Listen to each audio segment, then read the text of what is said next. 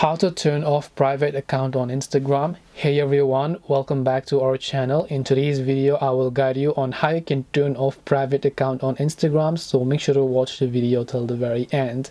In order to turn off private account on Instagram, maybe you have a private account and now you would like to switch to a normal account.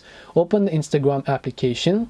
Tap the profile icon. You can say that I have a private account because you can see the lock icon right next to my name at the top left.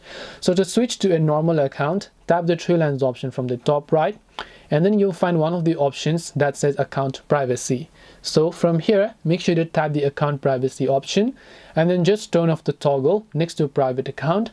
Tap on switch to public, and then you will be able to turn off your private account. This way you will be able to turn off private account on Instagram. Hope this video was very helpful. If you have any questions, then feel free to leave them down. Thank you for watching till the very end of this tutorial, and see you soon in our next video.